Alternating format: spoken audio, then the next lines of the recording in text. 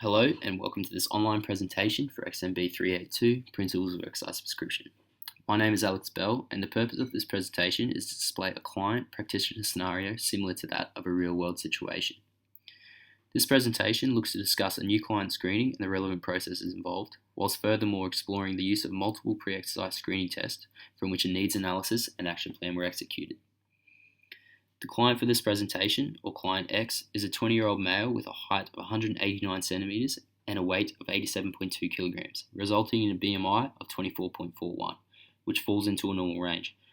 On the day of consultation, the client's blood pressure was 115/74, which also falls into a normal range. The client stated that his reason for appointment is that he is looking to return back to competitive soccer and is looking for an adequate training program to help him prepare for this. A number of pre-exercise screening tests were used to identify any health risks and determine the possibility of client X not being able to participate safely in exercise. Firstly, he completed S's adult pre-exercise screening tool, in which he answered no to all relevant questions during stage 1, meaning there was no necessity for a referral before exercise. Stage 2 and 3 showed no relevant risk factors, classifying the client as low risk. The client then completed the Part Q and U questionnaire, where he also answered no to all questions, leaving no indications for causes of concern. Finally, the Fantastic Lifestyle Check was used, in which the client scored a total of 76, which placed him in a very good category. Again, no causes for concern were identified. The client is currently living at home and is studying full-time at university. As well as studying, he's also working casually as a bartender.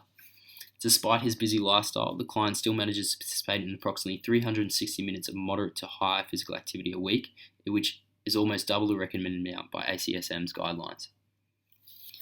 During the initial consultation, the client produced a set of goals predominantly regarding the improvement of soccer performance.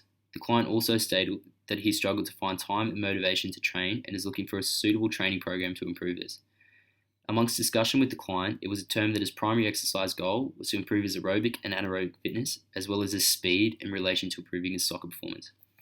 His behaviour goal was to improve his time management and motivation, and his health-related goal was to improve his body shape in regards to that of a soccer player, which essentially meant decreasing body fat and increasing muscle mass and strength. The relevant research states that soccer teams are categorised as heterogeneous, with different physical attributes making players more suitable for certain positions.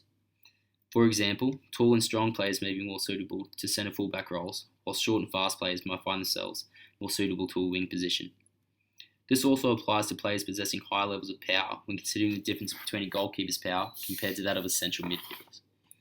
Despite this variation, soccer players are most commonly seen to possess low levels of body fat and have high levels of strength. Physiologically, the intermittent nature of the game requires players to possess high levels of both aerobic and anaerobic fitness to be able to play at a competitive level.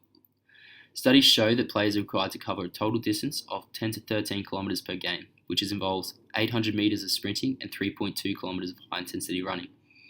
As well as this, it was seen that players complete 150 to 250 high-intensity actions per game that require high levels of speed, agility, flexibility, and strength.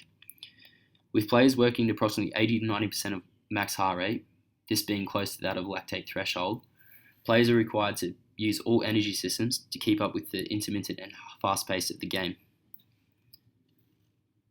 In conclusion, the new client screen showed that client X was a 20-year-old male looking for training advice in regards to soccer. After completion of multiple pre-exercise screening tools, no reasons were found that would stop the client from participating in physical activity safely. With the new client screen being completed and all necessary information being gathered, the client will initially be asked to participate in a range of exercise tests to gauge an idea of the client's current fitness level. The use of a 3-kilometre run, 400-metre run, 40-metre dash, standing jump, and Illinois test will be used to analyse the client's aerobic and anaerobic fitness, and also his speed, agility, and power.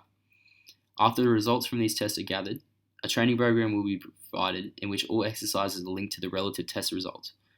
As the client also mentioned a lack of motivation, it will be important to provide a regular variety of exercises to ensure the client is not becoming bored. The use of a training diary will also be used to gauge progression and encourage motivation throughout the duration of the training program.